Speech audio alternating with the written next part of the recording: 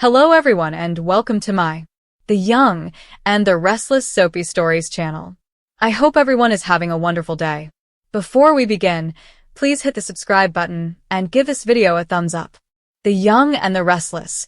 Billy freezes as Kane turns around and says, "Hello, Mom." In the ever-shifting web of alliances, betrayals, and revelations in Genoa City, there are moments that change everything. This week, The Young and the Restless delivers one of those moments, a jaw-dropping, emotionally loaded surprise that will send shockwaves through the Abbott, Chancellor, and Ashby families. It begins as a quiet morning at society, but ends with Billy Abbott standing stunned, heart-pounding, as Kane Ashby turns around, looks at Jill Foster Abbott, and says words no one expected to hear. "Hello, Mom." Hot beverage the setup, a strange reunion at society. The camera pans across society. Jill Foster Abbott, glamorous as ever, returns from an extended trip to the south of France. Her entrance is casual, but as always with Jill, she arrives with impeccable timing, right before the past is about to explode into the present. She greets the staff, orders her usual tea, and settles into a booth to catch up on Chancellor Winter's news. Just as she's opening her tablet, Billy Abbott walks in, freshly agitated from another board meeting where his ideas were strategically steamrolled by Lily and Devon. "Just once," Billy grumbles to Jill. "I'd like someone to say, 'Good idea, Billy.'" Jill smirks. "Well, maybe try having one." As they bicker playfully, the camera cuts to the entrance of society, where a tall figure appears, hesitating just before entering. It's Kane. He's been in Genoa City only a few days, keeping a low profile after resurfacing alongside Dumas. Now, he's here for something else. Something he's waited a long time to say. Performing art's the moment that shocks Billy. Jill spots Kane before Billy does. She stands slowly, surprise registering in her eyes. Her expression is unreadable. Part apprehension, part recognition, part fear. Kane approaches the table, hands in his coat pockets, looking older, heavier with time, more centered, and far more confident. Jill straightens her shoulders. "Well, you finally decided to show your face." Kane smiles almost nervously. "I figured it was time." Billy turns, finally noticing. "Kane?" His tone is a blend of confusion and mild annoyance. "What the hell are you doing here?" Kane doesn't answer Billy. He looks straight at Jill. His eyes flicker with emotion. A beat passes. And then, with a voice that's firm but trembling, he says, "Hello, Mom." Exploding head Billy's brain breaks. The world seems to stop. Billy's head snaps around. "What did you just say?" Jill doesn't answer. She stares at Kane. Her jaw tightens. Her eyes glaze with tears she won't let fall. "I said," Kane repeats, "Hello, Mom." Billy stammers. "Wait. What, is this some joke?" "Jill, what is he talking about?" "Kane is calling you Mom. Is he drunk? Is he delusional?" Jill inhales slowly. Her hands shake slightly as she picks up her tea and sets it back down. She looks at Kane. "So, you know. DNA, the secret she thought she took to her grave." Kane nods. He reveals that after Dumas reappeared, he began digging into his own past. He confronted what he'd always been told, that Colin Atkinson was his father, and his mother had died in childbirth. But DNA results from an ancestry website, followed by a deeper investigation through private records from a New Zealand hospital, uncovered the truth. He was adopted. And the birth certificate lists Jill Foster. He hired a retired lawyer and a private investigator.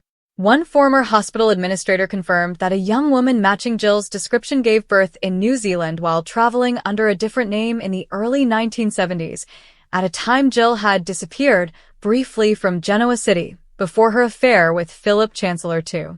Billy's mouth drops. "You had a child before me? Before Philip? You gave up a kid and never said a word?" Jill closes her eyes. "I was 19. I was terrified. Alone. My parents sent me away to hide it, because back then, girls like me didn't get to keep their babies." Broken heart Jill's confession. In an emotional monologue, Jill recounts how she was young, scared, and sent to live with distant cousins in New Zealand to cover up the pregnancy. She was forced to place the baby for adoption through a private agency affiliated with the hospital. She never even held him. I told myself it was a nightmare. That it wasn't real, she says. I buried it. For years. Billy is reeling. You kept this from me?